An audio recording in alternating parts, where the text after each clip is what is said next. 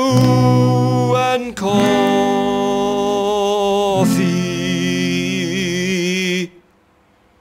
You know, if you're like me, you think a lot about what would happen if the Love Boat ran aground on Gilligan's Island.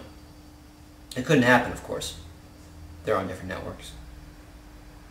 Hello, welcome to the show. I'm your host, D. Lance Burton. This is Kung Fu and Coffee. We're coming to you not so live from beautiful Circle County. You know, we've been not #1 in disease since very recently. We're quite proud of it.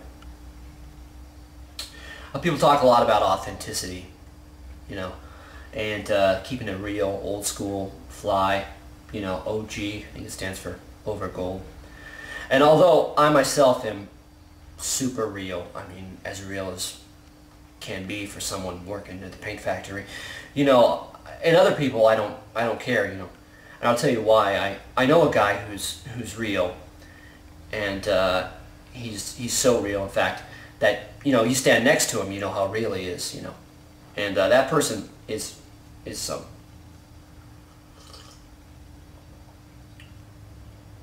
Of course, it's Myron Krabowitz down at Video Village. He's OG for sure. But as real as he is, even he can't get the good stuff, if you know what I mean. I mean, his supply of good movies is no way. It's exhausted. Anyway, today's movie is called The Dragon Lives Again. It's amazing. And enough yakking, let's see the bits.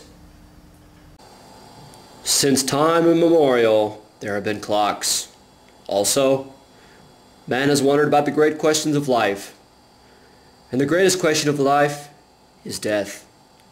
What happens when we die? It has always been the mission of the cinema to erase all religious beliefs, and in their place substitute a fantastic heavenly land where Warren Beatty does the bidding of George Burns, and there are harps, and everything looks like that city from Empire Strikes Back. I gotta tell you, this is not what I imagined. Well, that's because this is the Chinese hell where characters go to die. Very quickly now, let's run down the plot. You know, I've been taking a speed summarizing course. Let's see if my $9.99 was worth it. Bruce Lee dies and sent to the Chinese underworld where he meets the king of the underworld. The king demonstrates his power. Bruce wanders off the restaurant where he meets Satoichi, Popeye, Clint Eastwood, James Bond. You know, even in hell, James Bond is suave. There's a fight. Bruce wins. Beggar Sue, I think, and this woman nursed Bruce back to hell. Then Emmanuel, Dracula, Exorcist, the Godfather, and Clint Eastwood have a meeting of hell's underworld. They decide to get Bruce and overthrow the king. Bruce gets into a fight. Bruce wins. Hell's full of jabronis. Some girls take a bath. Bruce fights Satoichi in the desert. He calls out moves with the names of his movies, Way of the Dragon, End of the Dragon, etc., etc. You get the idea. Bruce wins. Satoichi didn't see that coming. The king chases the girls around the bath again. I love this part.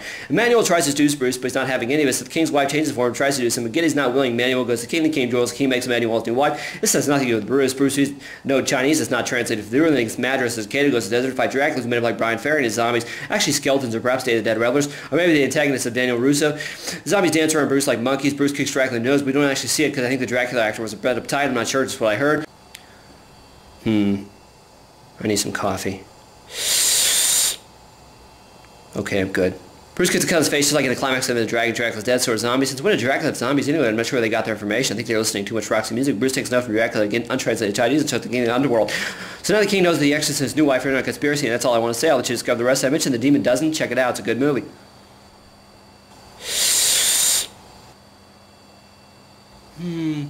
Why doesn't he look like Bruce Lee?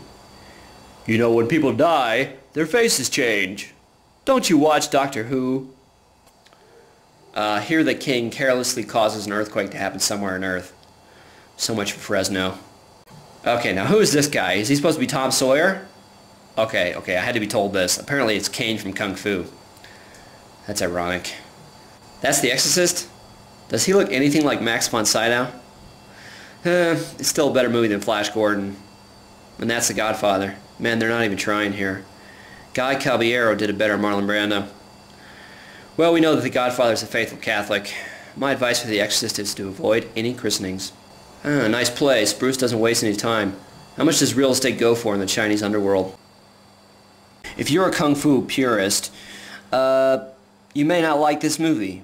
But on the other hand, perhaps the novelty of seeing all these crazy characters cancels out the pedestrian fighting. You know, this is an amazing movie. Really one of a kind. And I feel like I should reward the imagination of these filmmakers. And to do that, I'm going to award it 3 beans out of 4 beans.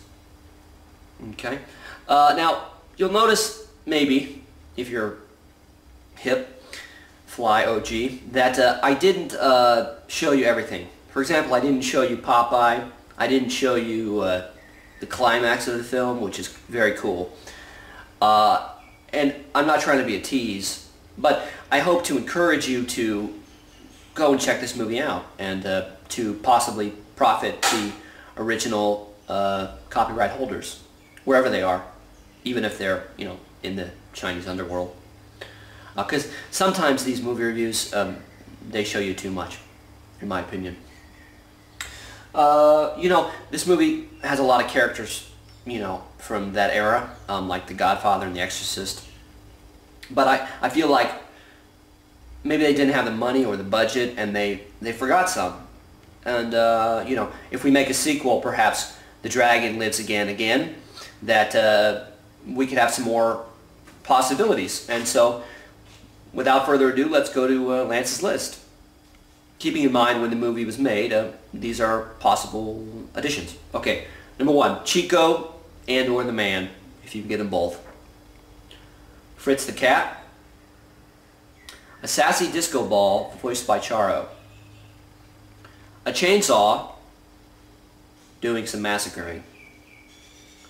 Jaws. It's going to take some special effects there. Beldar Conehead, very popular with potheads. That Indian who cries about the pollution, remember him? And perhaps the greatest character of the 1970s, Jimmy Carter. And that was fun. Okay guys, until next time, cheers. Today's show was brought to you by the Nostalgia Cup. The Nostalgia Cup. Darn delicious always, but never as good as the last time. Miss him, nam, that is a